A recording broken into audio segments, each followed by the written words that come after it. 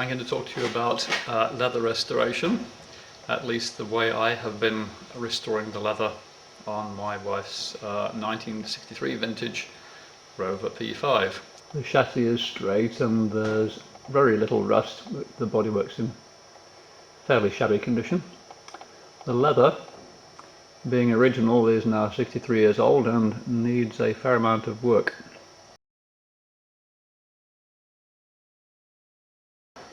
Okay, this is the passenger side seat back, and it was really nowhere near as bad as the driver's seat, but there were a fair number of cracks which needed filling, and the end result is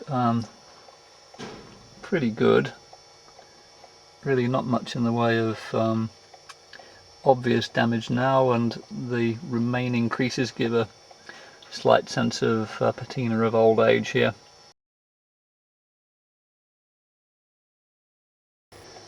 Of the two front seats, this is the worst bit by a long way.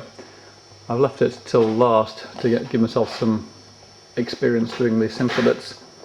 So there's just about everything wrong with this leather that you can possibly get wrong. As you can see, there's a section of leather missing. There's quite a large tear here, and almost another one. A lot of these cracks are almost through the leather, and every single bit of the leather has got these cracks in it.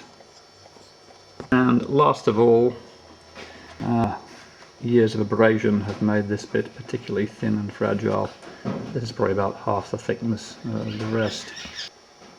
Now, another reason for not just getting these seats all recovered is that this is old-fashioned full thickness leather, I believe calf skin. But look at the thickness.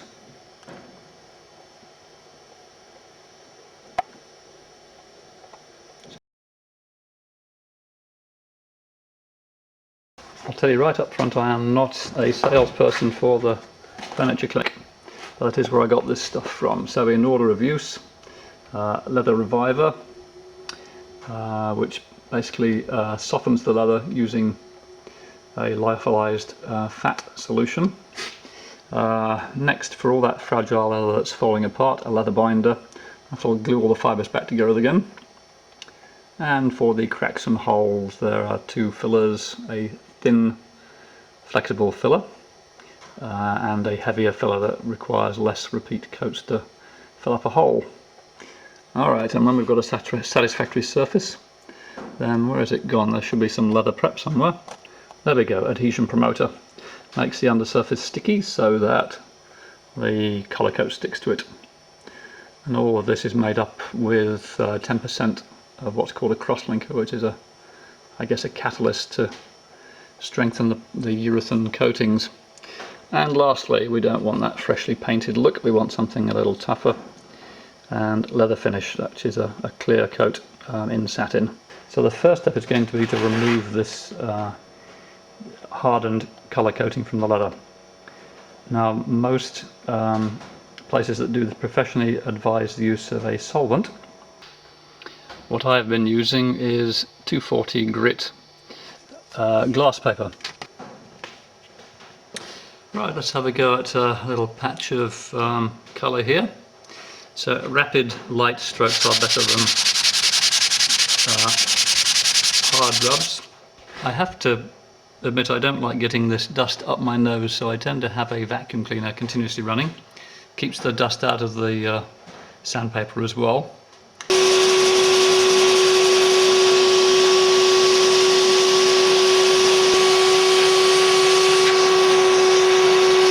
The outer section.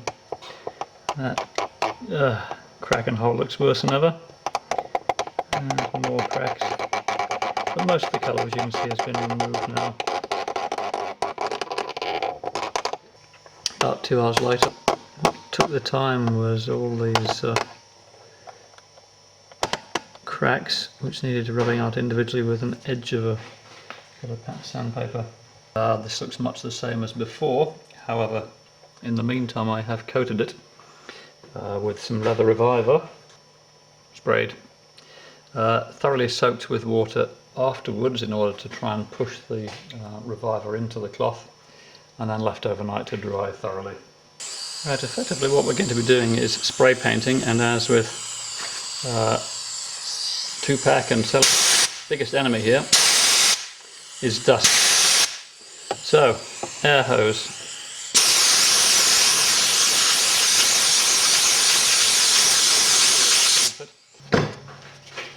I'm just giving this prepared leather a quick rub over with a shellite soaked tissue. No point putting the shellite directly on the leather because it soaks in instantly and just disappears. So I'm not sure how essential this is, but see, it's removing a little bit of colour there. I'm trying to mix up some leather binder. This is a graduated pot. And approximately is close enough for this. That was 30 mils of binder, to which we're going to need to add 10% cross-linker. My trusty measuring spoon, 1, 2, 3. And I'm going to make that up to 50 mils with some clean rainwater. And into the spray pot. For later coats, especially the colour coat, I will be filtering this before I add it. Right, in between doing almost anything on this leather, we need to dry it with a heat gun. There we go. It's just a standard cheap 2 kilowatt heat gun. And anytime we use a heat gun, output temperature is 600 degrees. Well, I want to monitor that with a thermometer. So I don't want cooked leather here, I just want heated and dried. So I just keep checking the temperature with the infrared. Right, next is binder coat. So I'll start with the heavily damaged area. So a little bit at first, instantly soaks in, as you can see.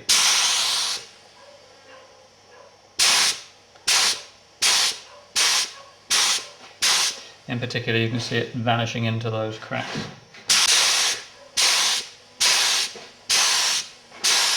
And I'm using the same spray gun setting for every single coat on this piece. It keeps things simple.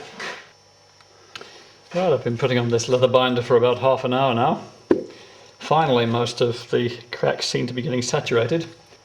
Lastly, time to dry off that binder coat.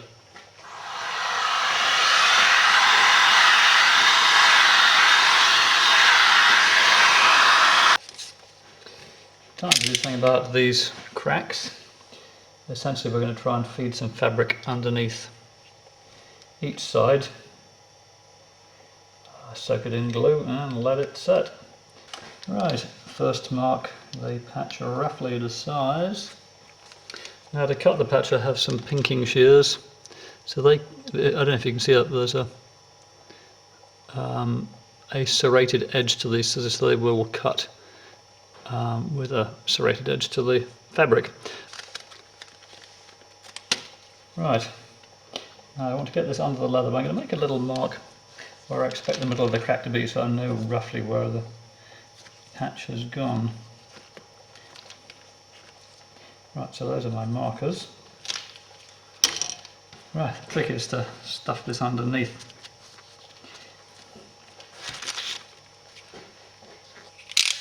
So lifting the leather on one side, while shoving the patch underneath on the other, trying to keep it still so that it doesn't slide too far.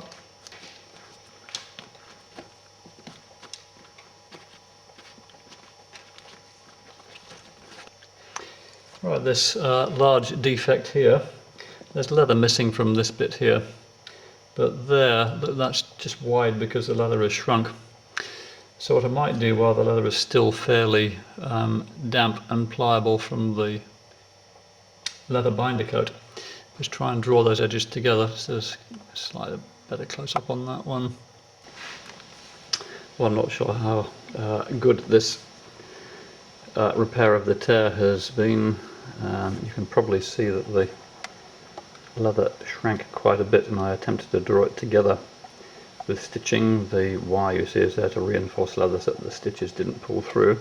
The other reason for the wire reinforcement there is it holds the edges down, so the edges were curling up pretty badly when I stuck the patch on the back. Fortunately for repairing this defect, we have a fair amount of leftover leather down here tucked in the armrest socket, so I'm going to take a snippet off that to cut to shape and fit in that big gap. Right, here we have a little patch cut to size out of that spare material. I haven't bothered taking off the colour coat as we're going to be rubbing it with sandpaper fairly vigorously afterwards. I just need some glue and that should go in quite nicely now. Right, I'll put some glue down where the leather patch is going, and I have put some glue on the reverse side of the patch as well. So wish me luck, this is going to be tricky.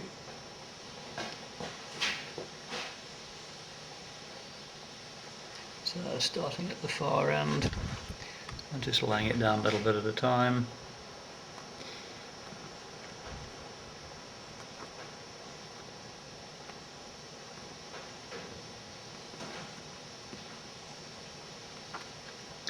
Oh, that's really not bad.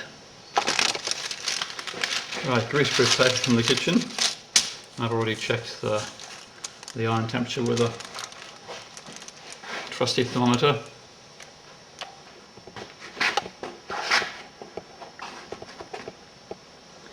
There we go. And get some idea of the height by looking at it sideways.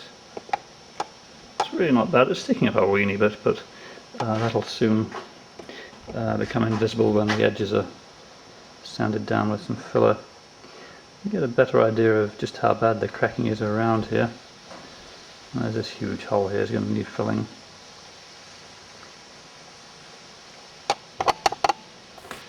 So far we've been using heavy filler on all the larger cracks. Now we have some fine surface filler to put in all this crazing down here. It's just like grouting. Put it on, spread it out and trying to keep it off the surface. Right, we're just about ready with this last bit here. Just going to show the final couple of applications of filler. The way to find out where you need the filler is shine a light horizontal pretty much, and the shadows show you where there's still holes. So a light skim here with some it's just 240 grit, fairly well used, so it's nice and flexible and not too sharp. Very light and fast, just takes the very surface bit off the last bit of fill. Right, now here we have some basically white filler to which I've added a little trace of red dye. The white filler leaves marks which are really hard to cover with the dye alone. You need an extra 5 to 10 coats to cover pure white, whereas light pink, much easier. So heat gun, and the most important thing, thermometer. So I'm just continuously monitoring the temperature of the leather. Yep, that's cool enough. So hopefully, last bit of rubbing down. We can, of course, after we've started applying colour coat, when more little defects will become evident, we can go back and apply some more filler in between colour coats. It's not a problem. Here we are done with rubbing down and filling. I sincerely hope. It has been many hours. Let's have a little closer look to what we've managed so far. So this was the worst bit, with the leather quite thin and the surface crazed. And we get to that large tear with a patch missing. That was right there. And another tear there in the center of the screen, again with a little patch just to take up some of the space of missing leather. And all the cracks along the top here. It's quite an interesting marbled effect, really.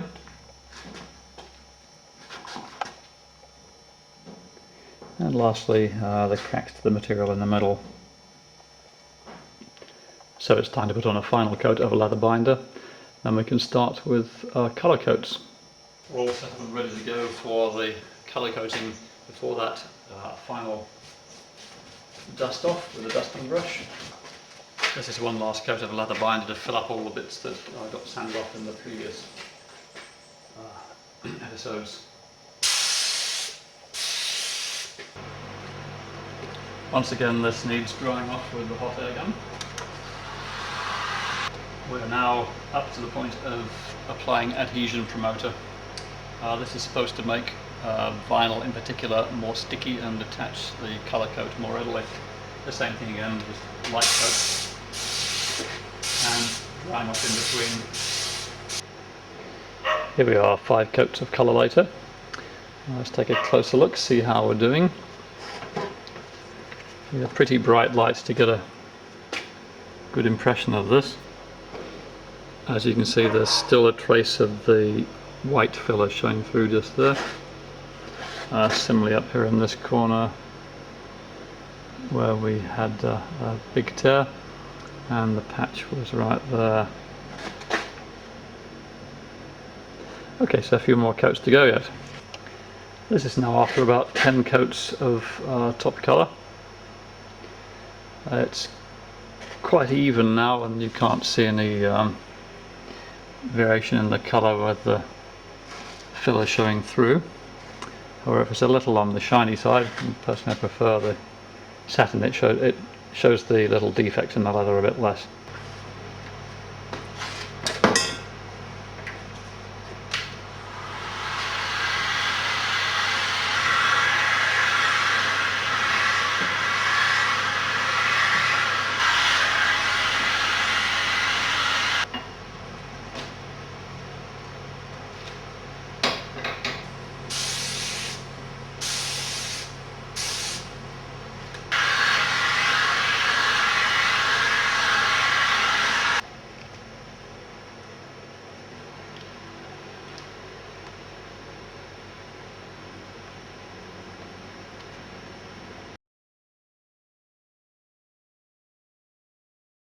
Same seat back about a year later. As you can see, it's actually mounted in the car now. So let's see how some of those repairs are doing. The big one in the corner here, it looks like the edges of the patch have pulled in. I guess the leather around it has shrunk a bit. At some point, if it bothers me enough, I could go back and add some heavy filler and just recolour that bit. But really it doesn't bother me that much. Let's look a little bit along the top where there were some other serious cracks, and these seem to have been pretty much concealed now. So overall I think a pretty successful result.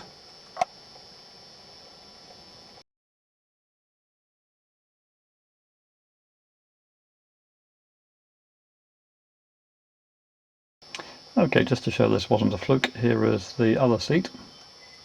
It's the passenger seat. This is as far as I can get away from it, sitting inside the car. Here's some detail of the door, left hand.